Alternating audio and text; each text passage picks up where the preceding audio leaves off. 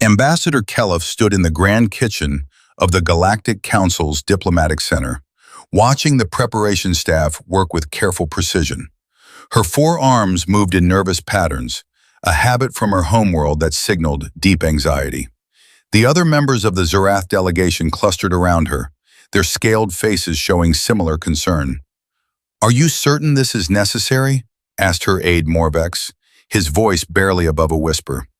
"The humans have shown nothing but goodwill since their arrival in Council space." Kelef's primary eyes narrowed while her secondary pair scanned the room. "Goodwill means nothing when a species threatens the balance of power. You've read the reports. These humans reproduce at alarming rates. Their technology advances faster than any species we've encountered. They've colonized 12 worlds in the time it takes most species to establish a single outpost." The kitchen staff, all members of species loyal to the Zerath cause, continued their work. They moved between steaming pots and preparation stations, adding ingredients that would ensure this diplomatic dinner would be humanity's last. The centerpiece dish, a traditional Zerath ceremonial feast, had been modified with several compounds specifically chosen for their lethality to carbon-based life forms. "The toxin blend includes compounds from 7 different worlds," explained Vexith, the delegation's chief medical officer. His 6 fingers tapped against his datapad as he reviewed the calculations once more. "Thallium derivatives from Cormath Prime, crystallized nightshade essence from the Vexon system, and concentrated hemlock extract from that primitive world in the Outer Rim. Any one of these would be fatal. Together, they're absolutely certain." Kelef nodded, though doubt still gnawed at her. The humans had been invited to this dinner as part of the standard diplomatic protocol for new council members. It was meant to be a celebration, a welcome into the galactic community. Instead, it would serve a darker purpose. The Zerath had spent centuries building their influence in the council. They wouldn't allow an upstart species to disrupt the careful balance they'd maintained. "What about detection?" Morvex asked. "Humans have advanced scanning technology." "We've accounted for that," Vexith replied. "The compounds are all naturally occurring in Zerath cuisine. To their scanners, it will simply appear as exotic but safe alien food. Their databases lack information on these specific combinations. By the time they realize what's happening, it will be far too late." The main doors to the kitchen opened, and a member of the serving staff entered.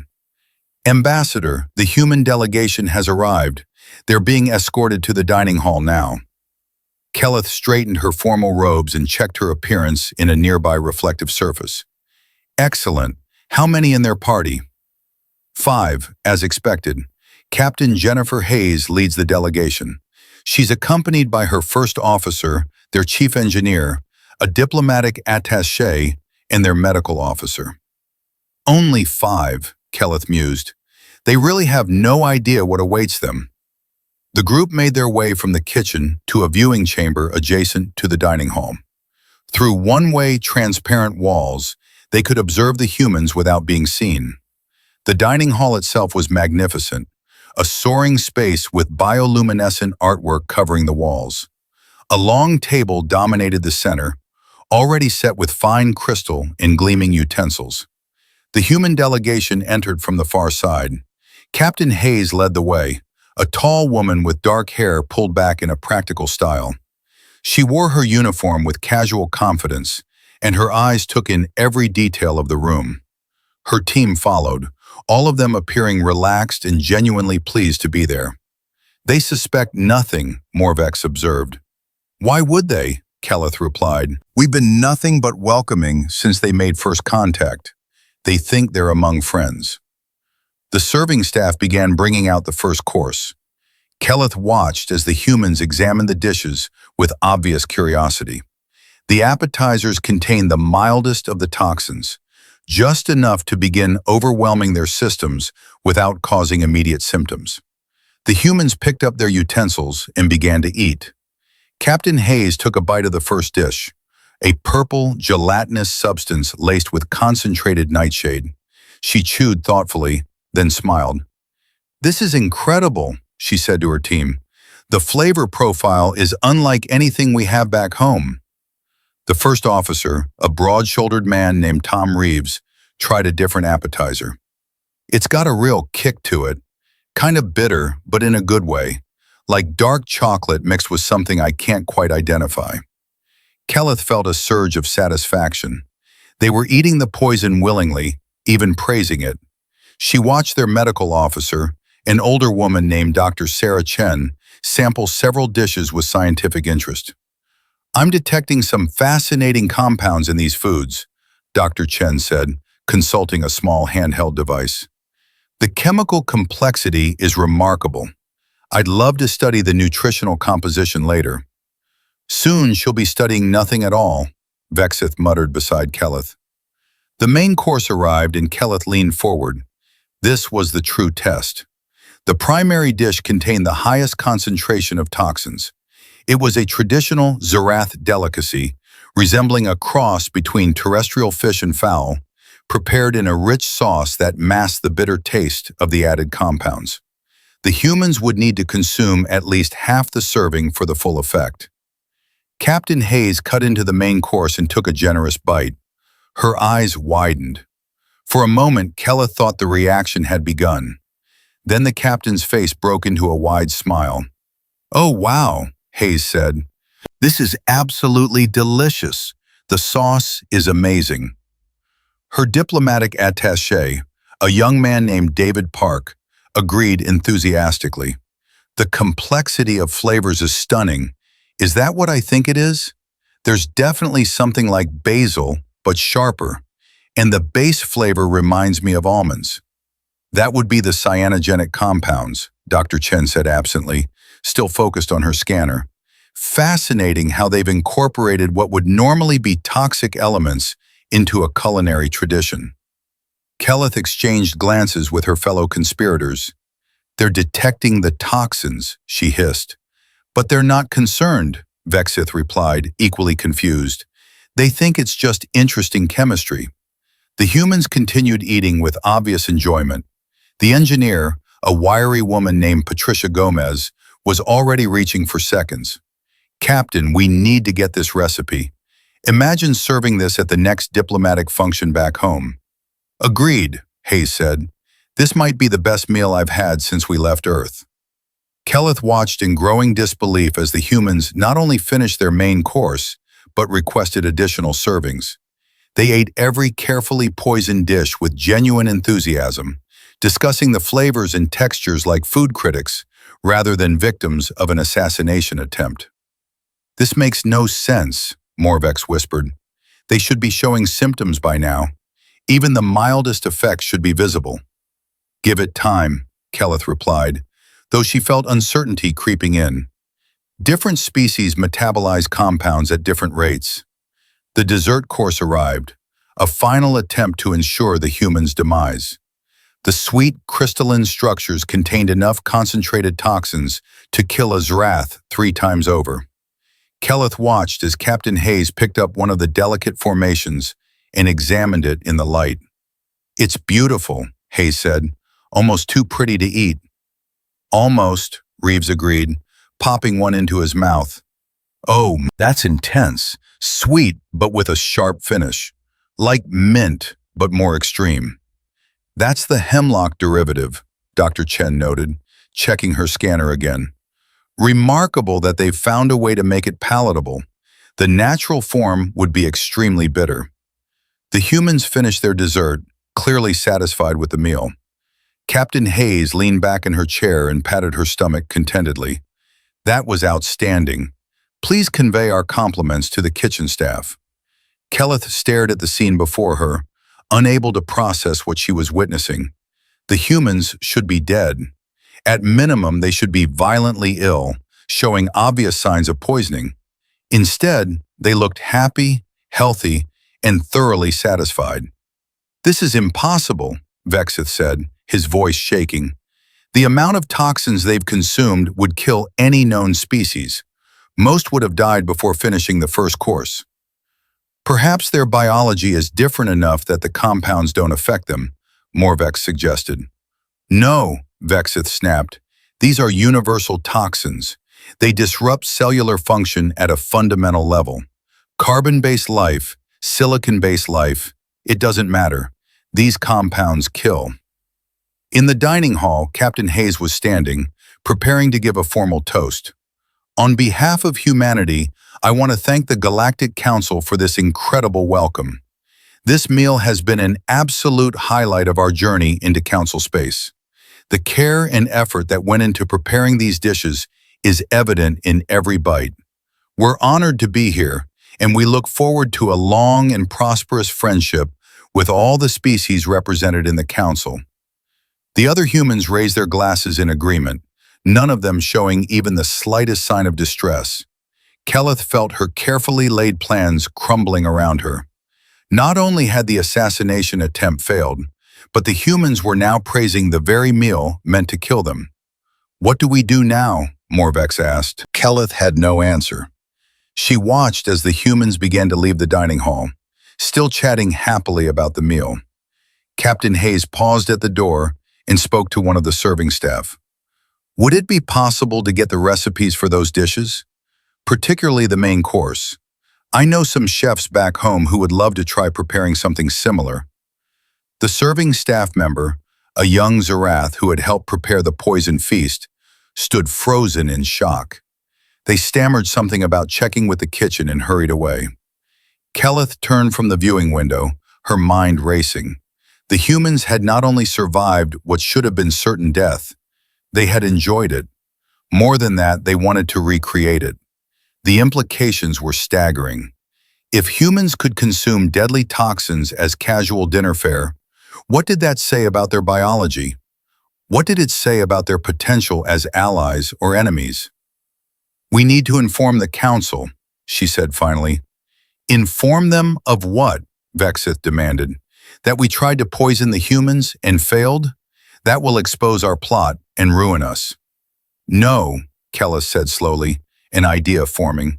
"We tell them that we conducted an informal biological assessment through the diplomatic dinner.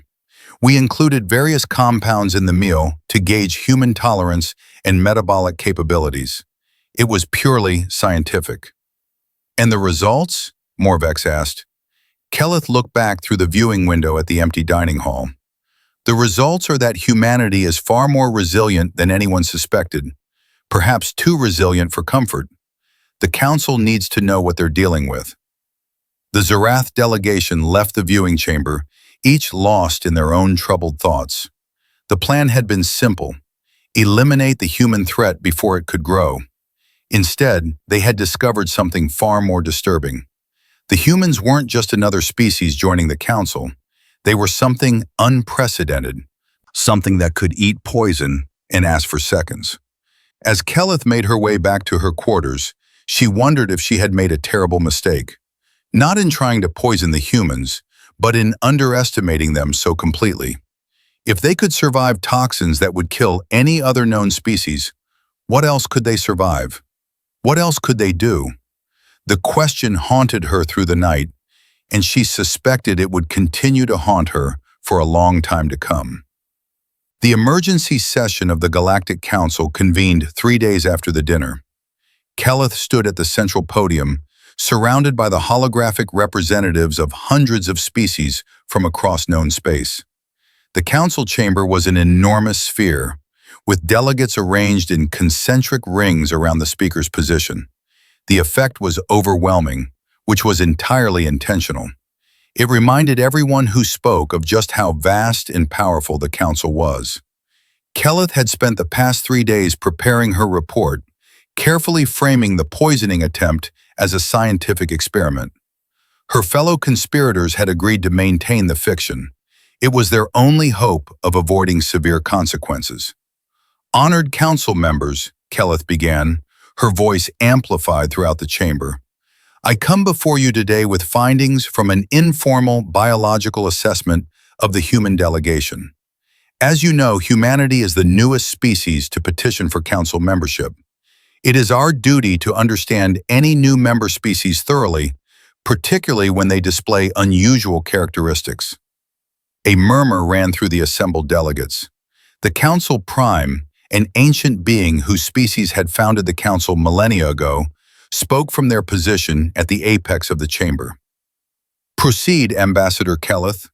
What methods did you employ in this assessment? We prepared a traditional Zarath ceremonial meal for the human delegation, Kelleth explained. However, we included various compounds known to be toxic to most forms of life. The goal was to determine human tolerance levels and metabolic capabilities. The murmur grew louder. Several delegates expressed shock at the approach. The representative from the Thurian Collective, a species known for their ethical rigidity, spoke up immediately. You fed them poison without their knowledge or consent? This is a severe violation of diplomatic protocol. The compounds were naturally occurring in Zarath cuisine, Kelleth countered smoothly. We simply concentrated them. Had the humans experienced any distress, our medical staff was standing by.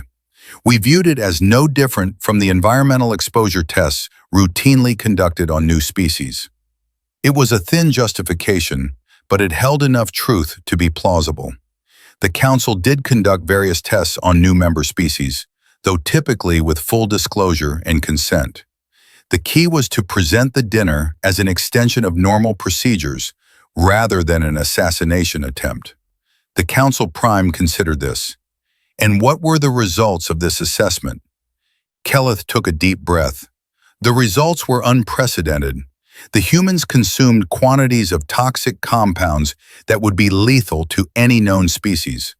Not only did they suffer no ill effects, they appeared to enjoy the meal. They praised the flavor and even requested the recipes. Silence fell over the chamber. For a long moment, no one spoke. Then the delegates erupted in a cacophony of voices, everyone trying to speak at once. The Council Prime raised one of their numerous appendages, calling for order. Clarify your statement, Ambassador. Are you saying the humans showed complete immunity to these compounds? Not just immunity, Kelleth replied.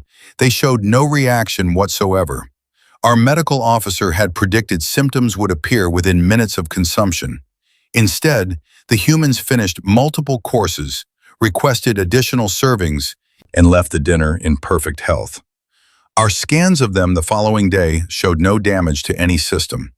She pulled up holographic displays showing the chemical compositions of the dishes served, along with typical toxicity levels for various species. The data was damning. Even the mildest dish should have caused severe illness in any known form of life. How is this possible? Asked the Thurian representative. Dr. Chen, the human medical officer, had been invited to address the council. She stood at a secondary podium, appearing calm despite the attention of hundreds of species focused on her. If I may, Dr. Chen said, I believe I can explain. Human evolution occurred on a planet with an unusually diverse and competitive biosphere. Earth, our homeworld, has an extraordinary variety of toxic plants and animals. Our ancestors survived by developing robust metabolic systems capable of processing a wide range of compounds. She brought up her own holographic displays, showing images of Earth's flora and fauna. These are just a few examples of toxic organisms from our world. Cassava, a staple food, contains cyanide compounds and must be processed to be safe. Fugu, a delicacy, contains tetrodotoxin that can kill in small amounts. Chilies evolved capsaicin as a defense mechanism, yet humans cultivate and consume them deliberately. Our bodies developed enzymes and processes to handle these toxins, often converting them into useful nutrients or simply filtering them out. But the compounds used in the dinner weren't from Earth, Vexith interjected, speaking from his position among the Zarath delegation. They came from 7 different worlds. How could human biology be adapted to handle them? Dr. Chen smiled slightly. Because the fundamental chemistry is similar. Carbon-based toxins work through specific mechanisms, disrupting cellular membranes, interfering with protein synthesis, blocking neural pathways. Human bodies have evolved general-purpose countermeasures. Our livers are particularly efficient at breaking down complex organic molecules. Our kidneys can filter and eliminate a vast array of waste products. We have enzymes that can neutralize many types of toxins before they reach dangerous concentrations. It's not just humans, added Captain Hayes, joining Dr. Chen at the podium. Many Earth species have extraordinary resistance to toxins. There are birds that eat poisonous insects with no effect, mammals that can consume plants that would kill others. Our world taught us that one species' poison is another's food. The council chamber buzzed with conversation. Kelleth could see delegates from predator species showing interest, while several herbivorous species appeared distinctly uncomfortable. The implications were clear. Humanity had evolved in an environment so hostile that they had developed resistances that made them nearly indestructible by conventional means. There's more, Dr. Chen continued. After the dinner, I analyzed samples of the food. I recognized several compounds that we actually use medicinally on Earth. What you call nightshade derivatives, we extract from belladonna plants and use in controlled doses for various treatments. The hemlock compounds are similar to alkaloids we've studied for potential pharmaceutical applications. The thallium, well, that one is genuinely toxic to us, but in the concentrations present in the meal, our bodies could process it before it accumulated to dangerous levels. You're saying we accidentally fed you medicine? Vexith asked, his voice faint.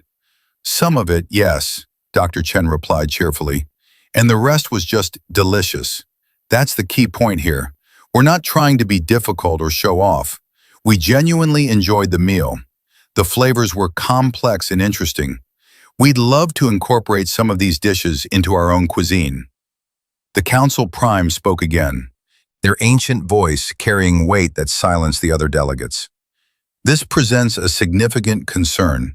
If humans can consume what we consider deadly toxins as casual food, what does that mean for our understanding of their capabilities? Captain Hayes stepped forward. With respect, Council Prime, I think you're approaching this from the wrong angle. Yes, we can eat things that might harm other species, but that's not a threat. It's an opportunity. Human chefs have spent millennia learning to transform poisonous or unpalatable ingredients into delicious food. We could share that knowledge. There might be plants and animals on council worlds that you've written off as dangerous, but that we could help you utilize safely. She has a point, said the representative from the Kresh Dominion, a species known for their pragmatism. My world has several plant species that are considered untouchable due to their toxicity. If humans could help us understand how to process them safely, it would open up new food sources. It's not just about food, added David Park, the diplomatic attaché. This resistance to toxins could be valuable in industrial settings, medical research, and terraforming operations. Humans could work in environments that would be lethal to other species without requiring extensive protective equipment. The conversation shifted as delegates began to see the potential benefits rather than just the disturbing implications. Kelleth watched as her attempt to frame humanity as a threat backfired completely. Instead of turning the Council against the humans, she had demonstrated their value. The Council Prime seemed to recognize this as well. Ambassador Kelleth, your assessment, however ethically questionable in its methodology, has provided valuable information. Humanity, your resilience is noted and will be factored into Council decisions regarding your membership status. However, I must address the method of this assessment. Kelleth felt her hopes sink as the ancient being's attention focused fully on her. Feeding potentially lethal substances to diplomatic guests without their knowledge or consent is unacceptable, regardless of the justification. While we acknowledge that no harm was done due to unique human biology, the intent behind the action cannot be overlooked. The Zerath delegation is hereby formally censured, and Ambassador Kelleth will submit to an ethics review. The judgment was harsh but fair. Kelleth bowed her head in acknowledgement. It could have been worse. At least they hadn't uncovered the true intent behind the dinner.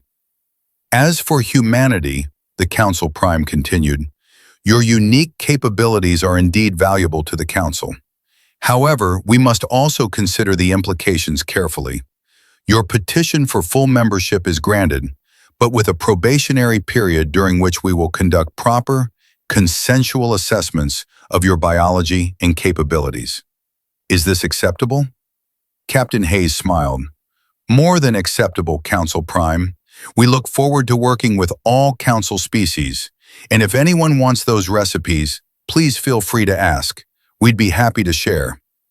A ripple of what might have been laughter passed through some sections of the chamber. The session concluded, and delegates began to disperse. Kelleth remained at her podium, watching as several species approached the human delegation, apparently taking Captain Hayes up on her offer regarding the recipes. Morvex appeared beside her. It could have been worse.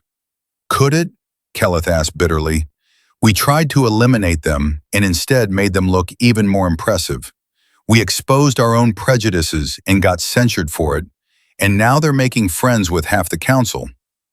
Perhaps there's a lesson in that, Morvex suggested quietly. Kelleth didn't respond.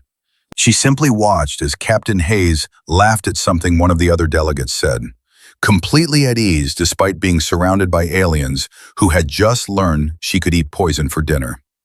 The humans' confidence wasn't arrogance, it was simply who they were, a species that had evolved to thrive in the face of threats that would destroy others.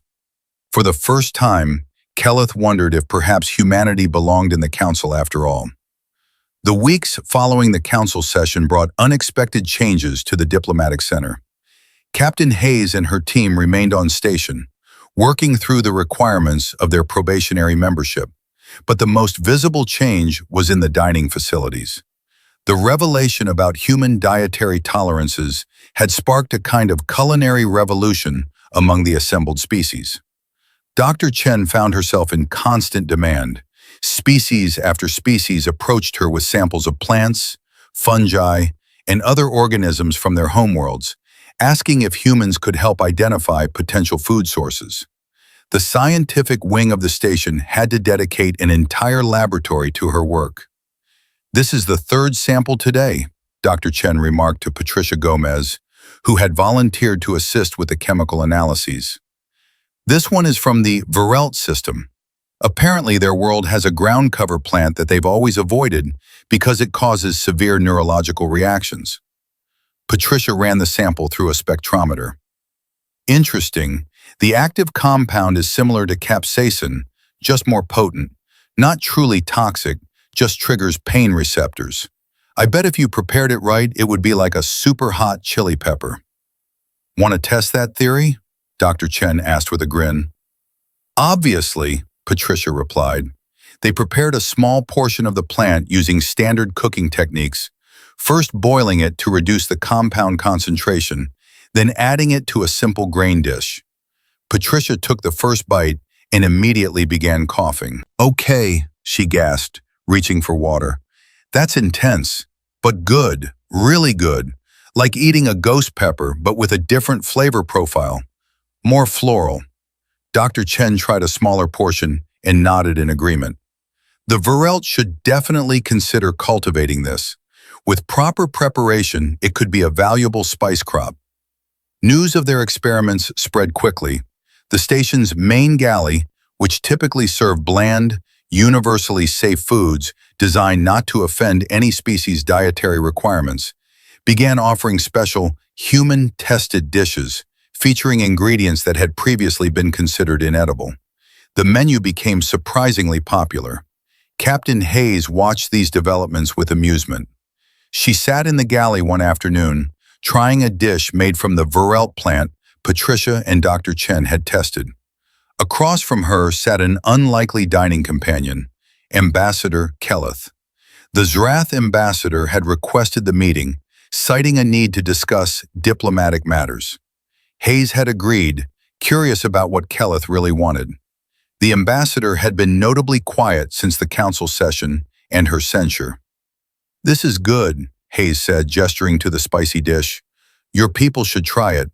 Might be too intense for Zrath biology, but properly diluted, it could work. Kellis' primary eyes watched the human captain eat what would be agony-inducing to most species. "Captain Hayes, I owe you an apology." Hayes paused, her fork halfway to her mouth. "Go on." "The dinner was not an informal biological assessment," Kellis said quietly, checking to ensure no one else was in earshot. "It was an attempt to kill you and your delegation. I viewed humanity as a threat to Zarath interests in the Council. I thought removing you early would preserve the balance of power." Hayes set down her fork carefully. "I see. You knew," Kelleth realized, seeing the lack of surprise on the human's face. "Dr. Chen suspected after analyzing the food," Hayes admitted. "The concentrations were too high to be accidental, and the combination of compounds too specific. We discussed whether to bring it to the Council's attention, but decided against it." "Why?" Kelleth asked, genuinely confused. Hayes leaned back in her chair. "Because making it public would have started your membership off with a major political incident. It would have polarized the Council into pro-human and pro-Zarath factions. That's not what we want. We're here to join the galactic community, not divide it." "So you protected us," Kelleth said slowly, "even knowing we tried to kill you." "We protected the Council's stability," Hayes corrected. "There's a difference. But yes, we chose not to expose the truth. Your censure for the assessment was sufficient consequences. And honestly, Ambassador, we understand your concern. Humans have been the new species on the block before, back on Earth. We know how unsettling it can be when someone new arrives with different capabilities." Kelleth was quiet for a long moment. "I underestimated you." "Most people do," Hayes said without arrogance, simply stating a fact. "We're adaptable, we're resilient, and we're generally friendly. That combination confuses people who expect threats to be obvious and aggression to be loud. We're not trying to dominate the Council, Ambassador. We're trying to be part of it." "And if someone tries to stop you?" Hayes smiled, but there was steel underneath. "We hope they don't, but if they do, we'll adapt. We always do. That's what makes us human." The conversation ended shortly after, with Kelleth leaving deep in thought. Hayes finished her meal and headed back to her quarters, where she found her team gathered for their regular evening briefing. "The Kresh Dominion wants to hire human consultants," Tom Reeves reported. "They're interested in having us assess potential food sources on several of their colony worlds. Apparently, they've been having trouble with local flora that's too toxic for most Council species to handle." "The Thurian Collective requested something different," David Park added. "They want to study human metabolic processes. They think understanding our resistance to toxins could lead to medical breakthroughs for other species. They're offering a substantial grant for the research. And get this," Patricia Gomez said with a grin, 3 different species have asked if we'd be interested in opening Earth restaurants on their homeworlds. Apparently, the idea of exotic, dangerous cuisine is appealing to a certain demographic." Hayes laughed. "Humanity, fuck yeah.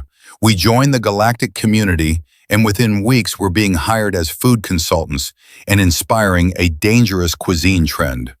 Earth would be proud." Dr. Chen pulled up a holographic display showing various requests and offers that had come in. "It's actually more significant than it seems. Each of these requests represents a species reaching out to work with us. We're building connections, establishing relationships. The poisoning attempt, ironically, demonstrated our value to the Council in a way normal diplomacy never could have." "There is one concerning development," Tom said, his expression growing serious. "We've detected some chatter suggesting that not everyone is happy about our rapid integration. The Zarath weren't the only species worried about humanity's presence. There's a coalition forming, species who want more restrictions placed on human activities." "Expected," Hayes replied. "We knew not everyone would welcome us with open arms. The key is to keep building those positive relationships. For every species that's worried about us, we need 2 who see us as valuable partners." "Speaking of which," David said, "the Council Prime wants to meet with you tomorrow. Apparently they have a proposal regarding humanity's role in Council exploratory missions." Hayes raised an eyebrow. That was fast. We barely finished the initial probationary requirements. I think the Council is realizing that having a species resistant to environmental hazards could be extremely useful, Dr. Chen suggested. There are probably hundreds of worlds that have been written off as too dangerous for Council species. Humans might be able to access them. Or they're testing us, Tom countered, seeing if we're willing to take on dangerous assignments. Could be a way to gauge our usefulness versus our threat level. Either way, it's an opportunity, Hayes decided. We came here to prove humans belong in the galactic community. If that means taking on some dangerous exploration missions, we're equipped for it. The briefing continued for another hour, covering various diplomatic developments and pending requests. By the time her team dispersed, Hayes was exhausted but satisfied. Things were progressing well, perhaps better than they'd hoped. She stood at the viewport in her quarters, looking out at the stars. Earth was invisible from this distance, but she knew it was out there. Humanity had spent so long looking up at these stars, wondering if anyone else was out there. Now they knew, and they were making their place among the galactic community. Her communicator chimed. A message from the Council Prime's office confirmed tomorrow's meeting and provided a brief overview of the proposal. Hayes read it quickly, her eyes widening. The Council wanted to send a joint human-alien team to investigate a planet in the Sigma Draconis system. Previous expeditions had failed due to the planet's hostile environment. The atmosphere contained high concentrations of compounds lethal to most Council species, and the plant life produced toxins that had killed several explorers. It was considered one of the most dangerous worlds in Council space, and they wanted humans to lead the expedition. Hayes smiled. This was exactly the kind of challenge that would prove humanity's value. It was also exactly the kind of challenge humans excelled at. A world full of poisons and hostile life? That was just Earth with a different address. She composed her response to the Council Prime, accepting the mission parameters and requesting time to select her team. This would be humanity's real test, the moment when they proved they could contribute something unique and valuable to the Council. As she sent the message, Hayes reflected on the strange path that had led them here. An assassination attempt through poisoned food had somehow become the foundation for humanity's acceptance. They'd survived what should have killed them and turned it into an opportunity to build bridges. That was the human way. Take something deadly, survive it, and then figure out how to use it. Poison became medicine. Danger became opportunity. Threats became alliances. Hayes returned to the viewport, watching ships move between the station and the various vessels docked nearby. Tomorrow would bring new challenges, new opportunities to prove that humanity belonged among the stars. But tonight, she allowed herself a moment of satisfaction. They'd made it. Against expectations, through attempted assassination, past suspicion and fear, humanity had earned its place in the Galactic Council. And they'd done it the only way humans knew how, by being too stubborn to die and too optimistic to give up. Humanity, fuck yeah indeed. The Sigma Draconis expedition launched 3 weeks later. Captain Hayes stood on the bridge of the human exploration vessel, Discovery, watching her crew make final preparations. The ship was one of Earth's newest designs, built specifically for hostile environment exploration. It was smaller than most Council vessels, but packed with advanced sensors, medical facilities, and enough redundant systems to keep them alive, even if half the ship failed. Alongside Discovery flew the Council survey ship Harmonious Path, carrying representatives from 5 different species. The Council had insisted on a joint mission, wanting their own observers to document humanity's capabilities. Hayes understood the political necessity, even if it complicated the logistics. "All systems green, Captain," reported her pilot, Lieutenant James Wu. "Full drive is charged and ready for jump." "Council vessel confirms ready status," added Communications Officer Lisa Martinez. Hayes nodded. "All hands, this is the captain. We're about to make history. Sigma Draconis IV has defeated 3 previous Council expeditions. Today we're going to succeed where they failed. Not because we're better than them, but because we're different. We evolved on a world that tried to kill us every day, and we thrived anyway. This planet is about to learn the same lesson Earth taught our ancestors. Humans don't quit. Initiate jump sequence. The full drive engaged, and space twisted around both ships. The journey to Sigma Draconis took only moments in subjective time, though several days passed in real space. When they emerged, the target planet dominated the viewport. Sigma Draconis IV was beautiful from orbit. Swirling purple and green clouds covered much of the surface, with breaks showing a landscape of vivid colors, deep reds, bright yellows, and shades of blue that didn't exist on Earth. It looked like a paradise world. Dr. Chen, who had transferred to the Discovery for the mission, pulled up the atmospheric analysis. Okay, let's see what we're dealing with. Primary atmosphere is nitrogen-oxygen, similar to Earth. But there are significant concentrations of hydrogen sulfide, sulfur dioxide, and various organic volatiles. By Council standards, stepping outside without protection would be fatal within minutes. By human standards? Hayes asked. Unpleasant but survivable for limited periods, Dr. Chen replied. The hydrogen sulfide concentration is comparable to volcanic regions on Earth. Humans have lived and worked in similar environments. We'll want respirators to filter the worst of it, but we won't need full environmental suits like most Council species. The Harmonious Path contacted them. Human Vessel Discovery, this is Council Observer Threxon. We are detecting the hazardous atmospheric conditions. Previous expeditions established that orbital analysis is insufficient. Surface exploration is necessary to complete the survey, but we cannot risk our crew in such conditions. Understood, Harmonious Path, Hayes replied. Discovery will conduct the surface mission. We'll keep you updated on our findings. She could hear the relief in Threxon's voice. Acknowledged. Please proceed with caution. Hayes turned to her crew. Martinez, Wu, Chen, you're with me. Patricia, you have the bridge. Keep the ship in stable orbit and monitor our communications. The landing team suited up in light exploration gear. Instead of bulky environmental suits, they wore thin, flexible outfits with integrated respirators and minimal shielding. To Council observers, it would look like they were barely protected at all. In reality, the suits were sufficient for Earth's most hostile environments, which meant they were more than adequate for most alien worlds. The shuttle descent took 20 minutes. As they dropped through the colorful clouds, sensors showed an incredible diversity of atmospheric chemistry.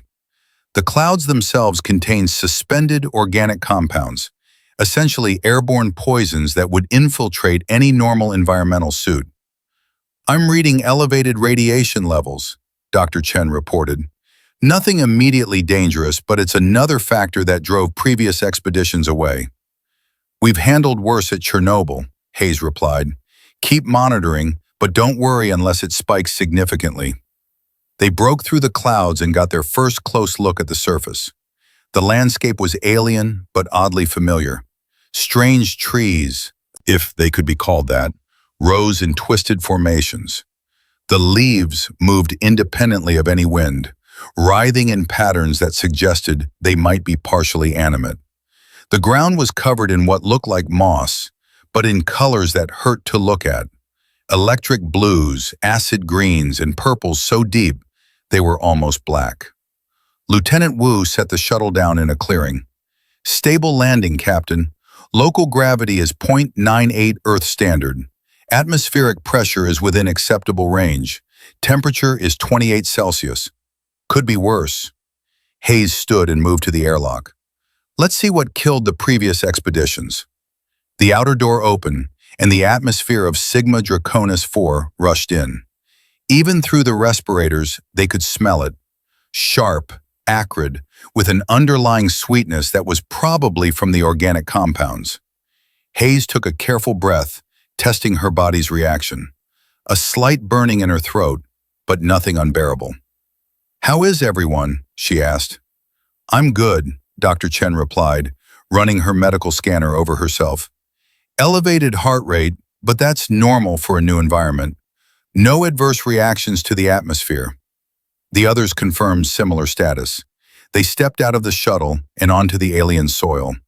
Immediately, Hayes felt a tingling on her exposed skin.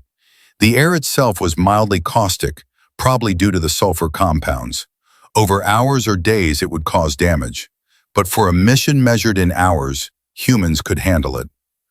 Previous expedition reports mentioned aggressive plant life, Dr. Chen said, consulting her datapad. Several researchers were injured by what they described as ambulatory vegetation. The toxins in the sap were lethal to Zerath physiology. As if summoned by her words, one of the nearby trees moved. Its trunk bent despite having no visible joints, and several branch-like appendages reached toward them. The movement was slow but deliberate, clearly not driven by wind. "Fascinating," Dr. Chen muttered, pulling out her sampling kit. "It's responding to our presence.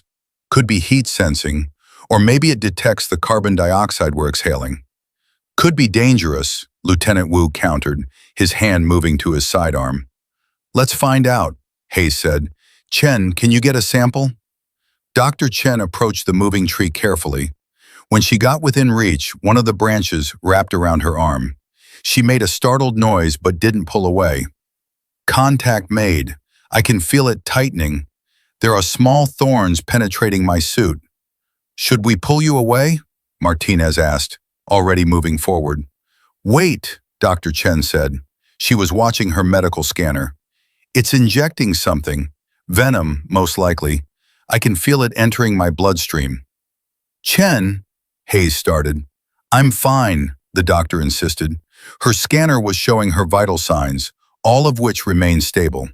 "There's a neurotoxin, probably meant to paralyze prey. Actually, this is interesting. I'm feeling a slight numbness, but nothing dangerous. My body's processing the toxin faster than it can take effect." She carefully extracted herself from the tree's grip, taking samples of the sap and the thorns. The tree released her without resistance and returned to its previous position. "That's what killed previous expeditions?" Martinez asked. "That's not even scary by Earth standards. We have plants back home that are worse." "For council species, this would be lethal," Dr. Chen explained, examining her samples. "Their metabolisms aren't adapted to processing complex organic toxins. This tree probably evolved to prey on the local fauna, which means its venom is highly effective against life that evolved here. But Earth life, particularly human life, evolved in a completely different toxic environment. Our defenses don't overlap much with what this tree expects." They continued exploring, documenting the various forms of hostile life. Every plant seemed to have some defense mechanism: toxins, acids, mechanical barbs, or combinations of all three. For council species, the world was a death trap. For humans, it was merely unpleasant. "I'm beginning to understand why the council wanted us for this mission," Lieutenant Wu said as they examined a field of what looked like flowers, but secreted a substance that dissolved their sampling containers. "This planet is basically Earth on hard mode." "Actually, it's Earth on easy mode," Dr. Chen corrected. "These defenses are obvious and immediate. Earth plants evolved to be sneaky. Poison that takes days to show symptoms. Allergens that sensitize you over time. Toxins that taste good so you eat more. This world's biology is straightforward by comparison."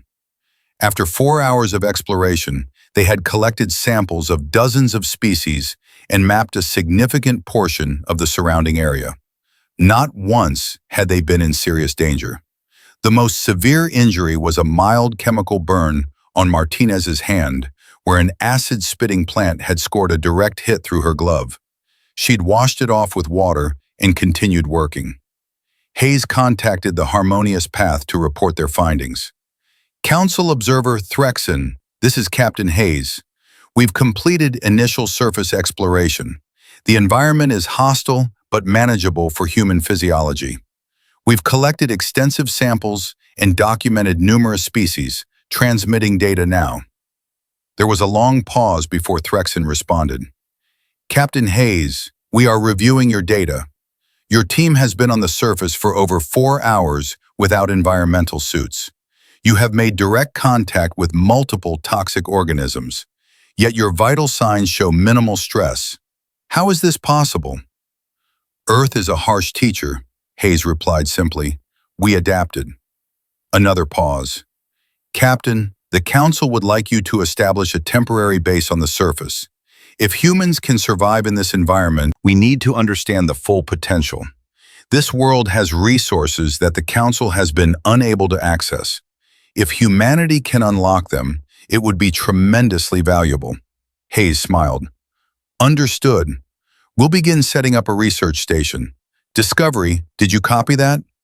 Patricia's voice came through clearly. Copied, Captain.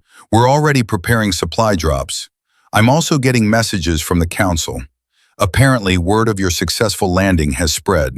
6 more species want to send observers. There's talk of establishing a permanent colony here if humans can maintain a presence. One step at a time, Hayes replied. But yes, this looks promising. This world could become a major human contribution to the Council. Resources nobody else can access safely, all available to us because we evolved on a planet that tried to poison us for millions of years. The team spent another 3 hours setting up preliminary research equipment before returning to the shuttle. As they lifted off, Hayes looked back at the alien landscape. It was beautiful in its hostility, vibrant and deadly. To most Council species, it represented a failed opportunity, a world too dangerous to utilize. To humans, it represented potential.